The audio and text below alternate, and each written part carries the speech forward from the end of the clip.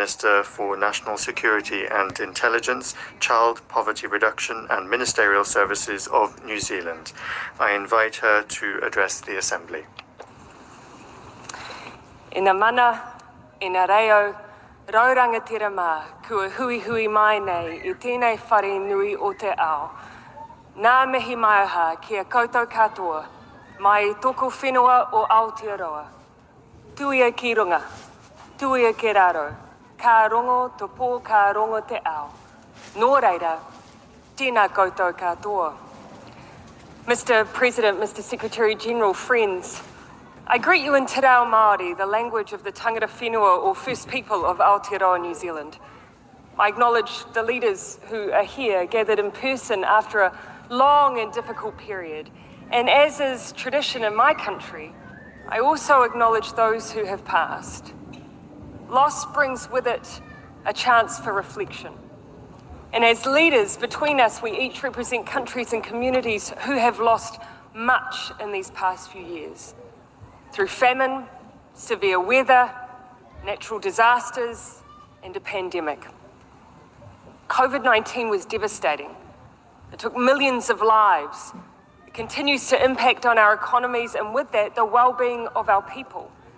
It set us back in our fight against the crisis of climate change and progress on the Sustainable Development Goals while we looked to the health crisis that was right in front of us.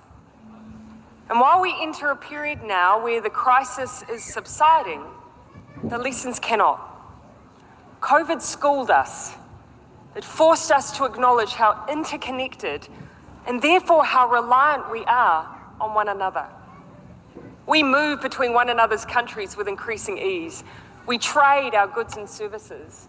And when one link in our supply chain is impacted, we all are.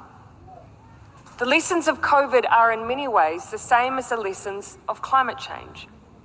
When crisis is upon us, we cannot and will not solve these issues on our own. The next pandemic will not be prevented by one country's efforts, but by all of ours. Climate action will only ever be as successful as the least committed country as they pull down the ambition of the collective. Now, I'm not suggesting, though, that we rely on the goodwill of others to make progress. We need a dual strategy, one where we push for collective effort, but where we also use our multilateral tools to make progress. And that's why on pandemic preparedness, we support efforts to develop a new global health legal instrument, strengthened international health regulations, and a strong and empowered World Health Organization. It's why we're such advocates of the World Trade Organization and its reform to ensure supply chains remain open and critical goods and services are not subjected to protectionism in times of need. It's why we've worked so hard within the Paris Agreement to see the action we need on climate, while also doing our bit at home, including putting a 1.5 degree warming limit into law, increasing our NDC to 50% below 2005 levels by 2030, and quadrupling our climate finance commitment. Now, whether it's climate, trade, health crises, or seeking peaceful solutions to war and conflict, New Zealand has always been a believer in multilateral tools. We were amongst the founding members of the United Nations as governments of the day recognised the perils of war would only be avoided through a greater sense of shared responsibility. The basis on which this institution was formed remains as relevant today as it was then. But without reform, we risk irrelevancy. Now, there is perhaps no greater example of this than Russia's invasion of Ukraine. Let us all be clear, Russia's war is illegal. It is immoral. It is a direct attack on the UN Charter and the international rules-based system and everything that this community should stand for. Putin's suggestion that it could at any point deploy further weapons that it has at their disposal reveals the false narrative that they have based their invasion on. What country who claims to be a liberator threatens to annihilate the very civilians they claim to liberate? This war is based on a lie. But I recognise that for the people of Ukraine who have lost loved ones, their sense of peace and security, their livelihoods, these are all just words. They need us as a global community to ask one simple question: what if it was us? Our ability to answer that question with any confidence that we have the tools as a global community to act swiftly and collectively has been severely undermined. In March, when we most needed the UN Security Council to act in the defence of international peace and security, it could not. It did not fulfil its mandate because of one permanent member who was willing to abuse its privileged position. That was wrong. We will not give up on the ability of our multilateral institutions to stand up against this illegal war or to take on the many challenges we face. These institutions are the ballast we need, but it's a ballast that requires modernisation fit for the tumultuous waters we all face. That is why New Zealand was pleased to champion the Veto Initiative. Not only does it provide an opportunity to scrutinise the actions of the permanent member who cast a veto, the Veto Initiative gives the whole UN membership a voice where the Security Council has been unable to act. But we continue to call for more than that. For the United Nations to maintain its relevancy and ensure that it truly is the voice of the breadth of countries it represents, the veto must be abolished. Permanent members must exercise their responsibility for the benefit of international peace and security rather than the pursuit of national interest. There are other battles that we continue to wage as a nation, including our call for a global response to the use of nuclear weapons. Our history of championing not just non-proliferation, but a prohibition on nuclear weapons is grounded in what we have witnessed, but also what we have experienced. We are a nation that is both of the Pacific and within it. It was in our region that these weapons of war were tested. Those tests have left a mark on the people, lands and waters of our home. The only way to guarantee our people that they will be safe from the catastrophic humanitarian consequences of nuclear weapons is for them not to exist. That's why New Zealand calls on all states that share this conviction to join the Treaty on the Prohibition of Nuclear Weapons. Now, some will call such a position naive. Some believe that we are safer as a result of nuclear weapons. In New Zealand, we have never accepted the wisdom of mutually assured destruction. It takes one country to believe that their cause is nobler, their might stronger, their people more willing to be sacrificed. And none of us can stand on this platform and turn a blind eye to the fact that there are already leaders amongst us who believe this. Nuclear weapons do not make us safer. There will be those who agree, but believe it's simply too hard to rid ourselves of nuclear weapons at this juncture. There is no question that nuclear disarmament is an enormous challenge. But if given the choice, and we are being given a choice, surely we would choose the challenge of disarmament than the consequences of a failed strategy of weapons-based deterrence. And this is why we will continue to advocate for meaningful progress on the Nuclear Non-Proliferation Treaty. Progress and consensus that was recently blocked by Russia and represented a backward step to the efforts of nearly every country in the world to make even some limited progress on nuclear disarmament and non-proliferation.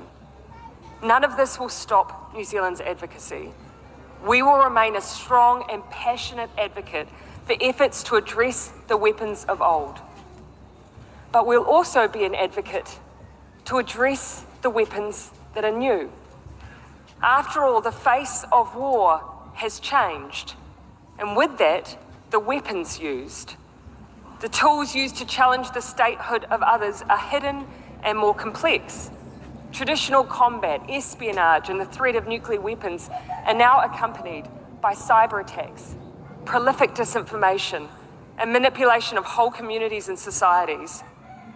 Now, as leaders, we have never treated the weapons of old in the same way as those that have emerged. And that's understandable. After all, a bullet takes a life. A bomb takes out a whole village. A lie online or from a podium does not. But what if that lie, told repeatedly and across many platforms, prompts, inspires, or motivates others to take up arms, to threaten the security of others, to turn a blind eye to atrocities, or worse, to become complicit in them? What then? This is no longer a hypothetical. The weapons of war have changed. They are upon us and require the same level of action and activity that we put into the weapons of old. We recognize the threats that the old weapons created. We came together as communities to minimize these threats. We created international rules, norms, and expectations. We never saw that as a threat to our individual liberties. Rather, it was a preservation of them. The same must apply now as we take on these new challenges.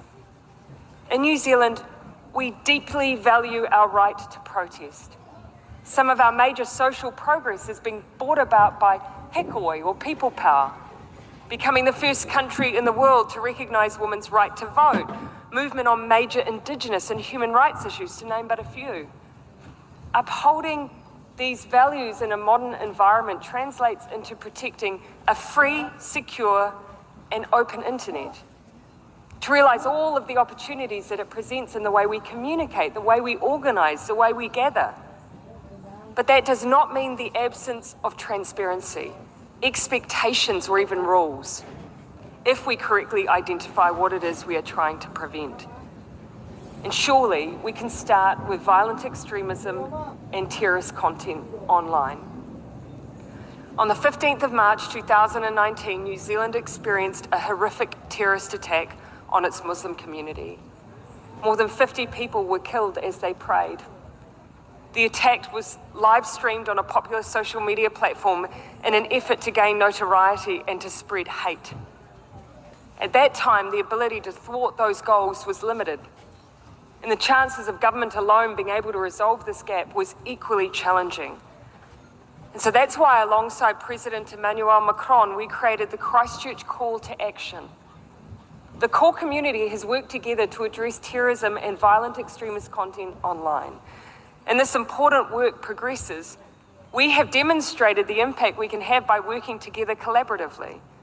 We've improved crisis reactions, stymieing the ability to live stream attacks. We have crisis protocols that kick in to prevent proliferation. We're also focused on prevention, understanding the interactions between online environments and the real world that can lead to radicalisation. This week we launched an initiative alongside companies and non-profits to help improve research and understanding of how a person's online experiences are curated by automated processes. This will also be important in understanding more about mis- and disinformation online, a challenge that we must, as leaders, address. Sadly, I think it's easy to dismiss this problem as one in the margins. I can certainly understand the desire to leave it to someone else. As leaders, we're rightly concerned that even the most light-touch approaches to disinformation could be misinterpreted as being hostile to the values of free speech that we value so highly. But while I cannot tell you today what the answer is to this challenge, I can say with complete certainty that we cannot ignore it. To do so poses an equal threat to the norms we all value.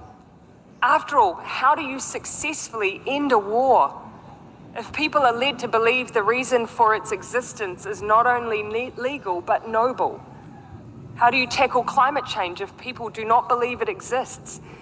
How do you ensure the human rights of others are upheld when they are subjected to hateful and dangerous rhetoric and ideology? The weapons may be different, but the goals of those who perpetuate them is often the same: to cause chaos and reduce the ability of others to defend themselves, to disband communities, to collapse the collective strength of countries who work together. But we have an opportunity here to ensure that these particular weapons of war do not become an established part of warfare. And so, we once again come back to the primary tool we have: diplomacy, dialogue, working together on solutions that do not undermine human rights but enhance them. For those who have not sought out the Christchurch call to action, I ask that you consider it. As with so many of the challenges we face, we will only be as strong as those who do the least. In these times, I'm acutely aware of how easy it is to feel disheartened. We are facing many battles on many fronts, but there is cause for optimism, because for every new weapon we face, there is a new tool to overcome it. For every attempt to push the world into chaos is a collective conviction to bring us back to order. We have the means. We just need the collective will. Mai e toku ukaipo o Aotearoa, kara hui hui mai tātou, nō reira, tēnā tātou katoa.